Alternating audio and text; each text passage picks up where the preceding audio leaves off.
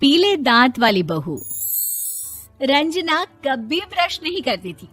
उसे कितनी बार उसके माँ बाप ने डांटा, लेकिन उसका कोई असर उस पर होता ही नहीं था, जिस कारण से उसके दांत पीले पीले हो जाते हैं।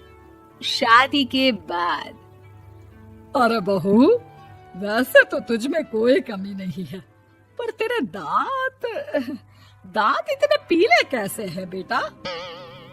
कैसे मतलब? कोई सर्जरी थोड़ी ना कराइए। वो तो क्या नाम, मैं ब्रश नहीं करती थी तो पीले हो गए। अब क्या करूं? आप कहें तो लाल करवा लूं या फिर काले? यार ये क्या है, क्यों माँ से लड़ रही हो? लड़ रही हूँ? अरे मैं लड़ रही हूँ या ये बोल रही है कि दांत पीले हैं, पीले। अरे तपस्या थोड़ी ना की है इन्हें पीले करने के लिए। बकायदा ब्रश नहीं किया है 20 साल तक, तब जाकर। छी, कैसी बात कर रही हो?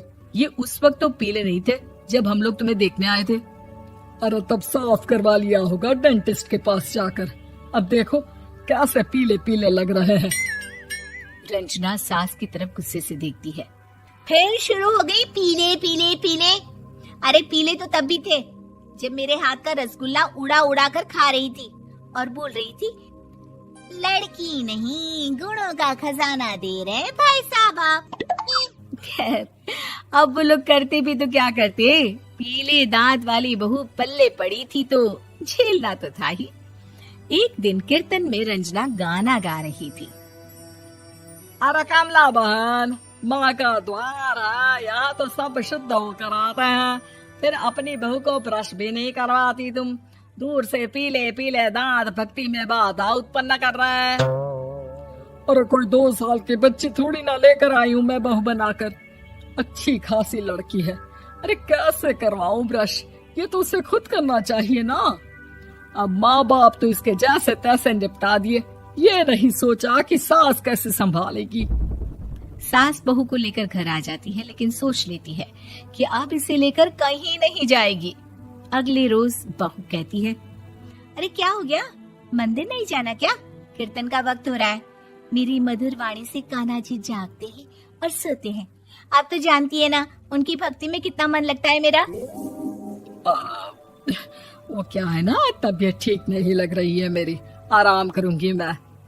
तबीयत ठीक नहीं लग रही? अभी तो मिथुन के गाने पर नाच रही थी आप, और अब बोल रही है कि तबीयत ठीक नहीं लग रही। अरे भक्ति में मन लगा लो सासू माँ, ऊपर जाना है, क्या मुंह दिखाओगी आप? हाँ? सास को बहू की बात पर गुस्सा आ जाता है। मैं क्या मुंह दिखाऊंगी, इसकी चिंता तो ना कर, समझी? अपने मुंह की चिंता कर, जो ये पीले पीले दांत लेकर हर जगह पहुंच जाती है। पता है लोग कितना मजाक बनाते हैं। ना जी ना, मैं नहीं जाना कहीं तेरे साथ। तो ये बात है, कोई ना, मत जाओ, मैं अपने कमरे में ही बैठकर भक्ति कर लूंगी। ऊपर वाला दांत थोड़ी ना देखता है, मन देखता है, भावना देखता है। और अरे बस बस, तू सब कुछ दिखा, बस ये सफेद चमकदार दांत ना दिखाना किसी को, है? जा यहाँ से। बहू को सास की बात का कोई फर्क नहीं पड़ता, वो तो जैसी थी वैसी ही रह जाती है। सुबह नहाकर किचन में खाना बनाना, फिर खाना खाना, कीर्तन भजन करना और सो जाना। एक दिन, माँ जी मैं सहेली के घर जा रही हूँ, शाम को लेट आऊंगी। हाँ हाँ तो जाना, मैंने कौन सा तेरी आरती करनी है घर पर बैठकर। रंजना सहेली के घर जाती है, जहाँ वो पार्टी में जाने की तैयारी कर रही होती है। अरे शिखा, कहाँ जाने की तैयारी कर रही है? मैं गलत वक्त पर आ गई क्या? अरे नहीं यार, उल्टा सही वक्त पर आई है। मैंने ये साड़ी और ज्वेलरी निकाली है यार, शाम को इनके ऑफिस की एक पार्टी में जाना है। बताना कैसा लग रहा है ये सब? नहीं यार, इस ड्रेस के साथ तो वो वाली ज्वेलरी अच्छी लगेगी। हाँ हाँ सही बोल रही है, मैंने ध्यान ही नहीं दिया। वैसे तो हमेशा से मस्त फैशन सेंस रखती है। तो बड़ा जाती होगी ना पति के साथ पार्टी में। रंजना कुछ नहीं बोलती, बस सोचती है कि यार काश ये बात सही हो जाती, पर मैं क्यों नहीं जाती पार्टी में? क्या इन लोगों की कोई पार्टी होती नहीं होगी? रंजना घर आती है और रात में पति से सवाल करती है, एक बात बताइए, आप मुझे किसी पार्टी में क्यों नहीं ले जाते? क्या आपकी यहाँ ऑफिस में पार्टी नहीं होती? पति बेचारा क्या कहता कि दांत पीले हैं तुम्हारे इसलिए। अरे कोई पार्टी होती नहीं हम लोगों के ऑफिस में, तो कहाँ से लेकर जाऊं? और मार्केट, मॉल, कहीं वीकेंड घूमना, कहीं तो। अरे यार, सारे हफ्ते में एक छुट्टी मिलती है, तो सोचता हूँ कि आराम ही कर लूं। क्यों? रंजना मन मार के रह जाती है। पहले कभी सास के साथ मंदिर जाया करती थी, लेकिन वो भी सास ने ले जाना बंद कर दिया। घर बैठी बैठी रंजना बोर हो जाती है। तभी उसे आइडिया आता है और वो मायके जाने का सोचती है। सासू माँ, 2 दिनों के लिए मम्मी के घर जा रही हूँ। अच्छा अच्छा, ठीक है, आराम से जा।